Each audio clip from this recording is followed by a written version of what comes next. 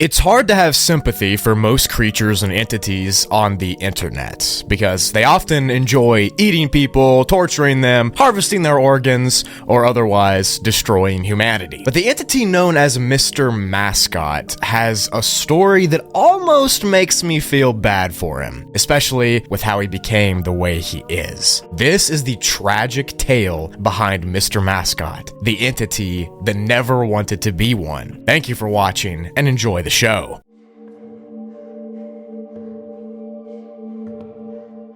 On October 15th of 2018, an entity that came to be known as Mr. Mascot was in the process of being turned into this abomination. A man working at a local amusement park clocked into his shift as the resident mascot when he went to the employee's locker room and he opened up his locker like every single day. In front of him was the outfit that he'd been wearing for years, a hairy blue animal with two notable antennas sticking out of the top of its head and an oversized round-shaped face. The man had slipped in and out of this costume literally hundreds of times, but today would be a completely different story. It was a particularly hot and steamy day at the amusement park, and upon putting the suit on, the man started to sweat. Over the next few hours, sweat beads poured down his face and back, drenching his clothes inside of the suit. The air inside became stuffy, and it was so humid that the man would begin to lose consciousness and suffocate. While this was happening, he ran away from the park back to the locker room, and he tried to reach for the straps to take the head off the mascot so he could get a breath of fresh air. In this panic,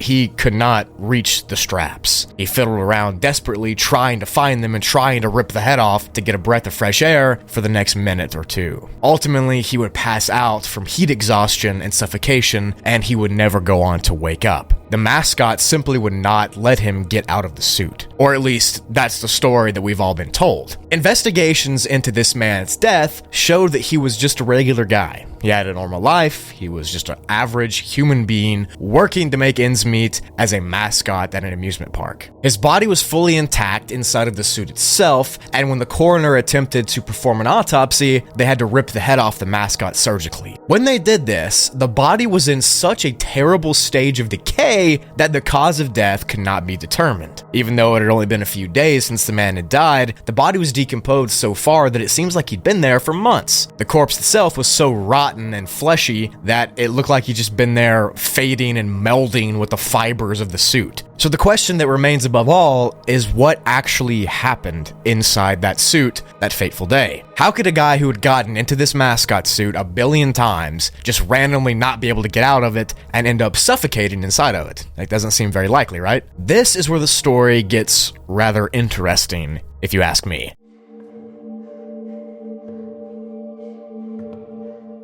Theories on the events that took place once the man got inside the suit vary. Several people have theorized, though, that the mascot itself is a biological creature that trapped the man inside after gaining his trust over the years. And rather than the body itself decaying like the police initially thought, it actually was being digested into the suit itself by the creature that is the suit. Of course, we aren't sure how this would work because the mascot itself was just a mascot. There was no brain tissue or organ tissue seen in the autopsy, but that's the only way to explain what happened, really. Furthering this theory, since the autopsy occurred, the costume vanished from police custody and has been seen several times fully animated in the outskirts of small towns across the southern United States. The mascot now has its head, and it now seems completely alive and sentient and actively is hunting down humans as we speak. In the most famous picture of the creature, we can see that it is indeed alive and it is functioning on its own sentient accord. It appears as some kind of living stuffed animal, and it looks a lot bigger now than it used to be back when it was just a regular suit, which means that it might be growing from consuming the people that it eats. Now, we know that it ate and enveloped that initial man by suffocating him inside of itself, but at this point, it seems to just be hunting down and killing its victims with its teeth, with its hands, and the regular other ways, and eating them like a turkey dinner. The physical description of the creature is just as disturbing as you might think. The eyes are oversized and googly, and below those are a mouth area that has no lips, just bloody cracks where they should be. And from its mouth, a black liquid ekes out and bubbles as its inner gums look like they're rotting off because they're pitch black. In fact, all over the suit, between the bits of blue hair and blue fibers and stuff, you can see fleshy bits that are poking through. It's like this fake suit has melded with some kind of real flesh and blood creature, and that flesh itself is become invisible the more hair the creature loses. But that flesh in its mouth and around its body all seems to be dead or decaying flesh, like it looks gangrenous, old, and that sort of thing. This might mean that in order for the mascot to continue to animate and to continue to live itself, it needs to dissolve humans inside of its body to absorb their skin, their blood, and their life. So kind of like a battery. Think of humans like a Duracell that this mascot is putting in itself. After a while, the human will run out, and it'll need new humans to animate itself and to keep itself alive. Its legs are around half the size of its oversized arms, which flail down from the top of the creature and can even drag the ground in some cases. Disturbingly enough, the creature makes no noise when it moves, since it's just a mascot and it's assumed that it weighs as much as the suit does. Despite this, it does seem to have a full sentience, and it is knowing that it's killing people. It blatantly knows that. As I mentioned previously, those antenna bobbly things on top of its head, they're its most popular and noticeable trait. Now, if we look at this one image right here, it shows that a dead guy is getting held by the creature in its hand. So, using that dead guy's height, assuming he's like 5'9" to 6 foot tall, we can assume that Mr. Mascot is anywhere from 10 to 15 feet tall,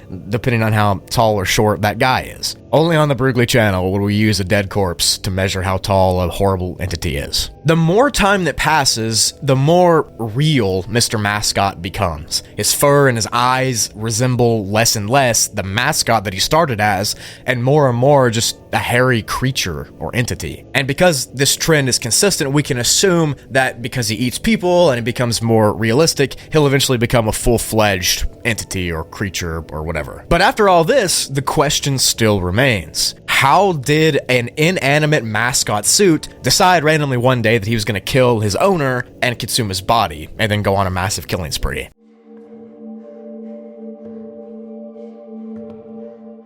If we want to trace back to one origin point to see where he came from, we have to assume it was not alive until the man died inside of its suit. This means one or two things. The man could have accidentally died due to a tragic, suffocation, and somehow his death gave the creature life. Or the second thing is that perhaps the suit was alive the whole time and had some sort of anthropomorphic intelligence, and it decided to suffocate the man, and it needed his life force to do what I've been saying the whole video, to animate itself. The guy had been wearing this suit for years beforehand, and it never came to life, never murdered people. So the origin, as far as we know, goes back to that first death. And because of the way it happened, we really can't tell if it's just the creature lusting after life and blood, or if it was a tragic accident that the man accidentally gave Mr. Mascot his life, and because all the suit knew was the man's death, it tries to kill and make death happen too. Which that would be a tragic ending to the story if that, really was the case, but there are those two ways of looking at it. This mascot's either fully innocent,